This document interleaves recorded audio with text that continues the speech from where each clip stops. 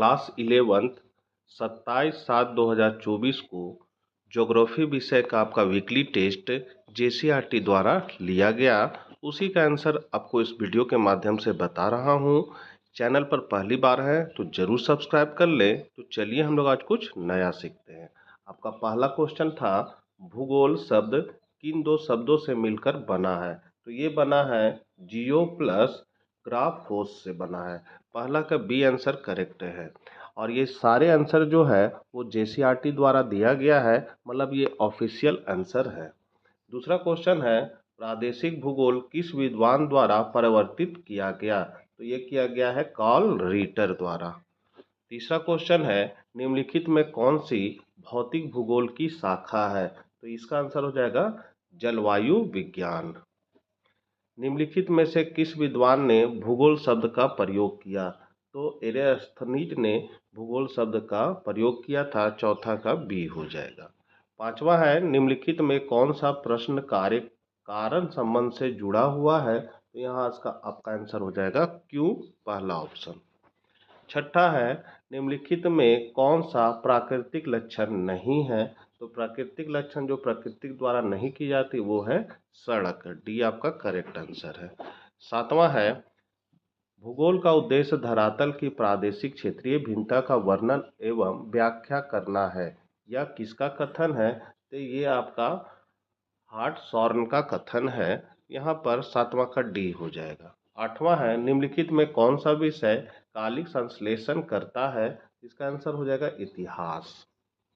और नौवां क्वेश्चन है, जनसंख्या एवं अधिवास भूगोल निम्न में से किससे संबंधित है? तो ये आपका संबंधित है मानव भूगोल से।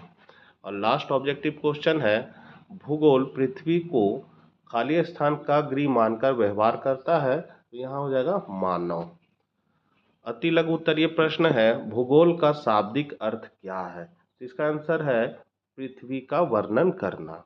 12 है, मानव ने प्रकृति के साथ समझौता किस माध्यम से किया है? तो अनुकूलन और अपरिवर्तन के रूप में। 13 नंबर क्वेश्चन है, मानव भूगोल से क्या अभिप्राय है? तो मानव भूगोल में मानवीय तत्वों का अध्ययन किया जाता है। घर, कस्बे, गांव, सड़क, रेलवे आदि मानव द्वारा बनाए जाते हैं, मानवीय तत्व है। मानव भूगोल की निम्न शाखाएं हैं, सांस्कृतिक भूगोल, जनसंख्या भूगोल, आर्थिक भूगोल, ऐतिहासिक भूगोल और राजनीतिक भूगोल। 14 नंबर क्वेश्चन है, भूगोल के भौतिक तत्वों की व्याख्या करें। तो भूगोल के भौतिक तत्व प्रकृति में स्वतः उत्पन्न होते हैं। इसके अंतर्गत महाद्वीप, महासागर, पर्वत, पठार, मैदान, नदियां, झीलें, जलवायु, वायु इत्यादि आते हैं। 15 नंबर क्वेश्चन है लॉन्ग क्वेश्चन, क्रमबद्ध भूगोल और प्रादेशिक भूगोल में अंतर लिखे। तो क्रमबद्ध भूगोल न और प्रादेशिक भूगोल अध्ययन के उपागम है। इसमें निम्नलिखित अंतर है। यहाँ पर न गलती से टाइप हो गया है, इसको छोड़ देना है। तो अंतर है, पहला, क्रमबद्ध भूगोल के प्रवक्ता हमबोल्ट है, जबकि प्रादेशिक भूगोल के प्रवक्ता कार्ल रीटर है। दूसरा, क्रमबद्ध भूगोल से में संपूर्ण पृथ्वी या अध्ययन क्षेत्र को एक इकाई मानकर अध्ययन होता है, जबकि प्रादेशिक भूगोल में पृथ्वी को कई छोटे छोटे प्रदेशों में बांटकर अध्ययन होता है। क्रमबद्ध भूगोल में एक एक भौगोलिक तत्व जैसे उच्चावचन, जलवायु, मिट्टी, वनस्पति, जीव जंतु, पशुपालन, कृषि पालन, व्यापार, जनसंख्या एवं अधिवास सभी का विश्व स्तर पर अध्ययन किया जाता है, जबकि प्रादेशिक भूगोल में एक विशेष प्रदेश के सभी भौगोलिक तत्वों का अध्ययन किया जाता है। चौथा है, क्रमबद्ध भूगोल का सीमांकन अक्षांश, वर्षा एवं तापमान के आधार पर हो सकता है, जबकि प्रादेशिक भूगोल का सीमांकन प्रकृति, जिसमें है पर्वत, पठार, मैदान आदि, राजनीतिक, जिसमें है भारत, अमेरिका या कोई देश, या फिर नामित प्रदेश जैसे मक्का प्रदेश, पेरी प्रदेश हो सकता है। और लास्ट क्वेश्चन है, भौतिक भूगोल के महत्वों की व्याख्या करें।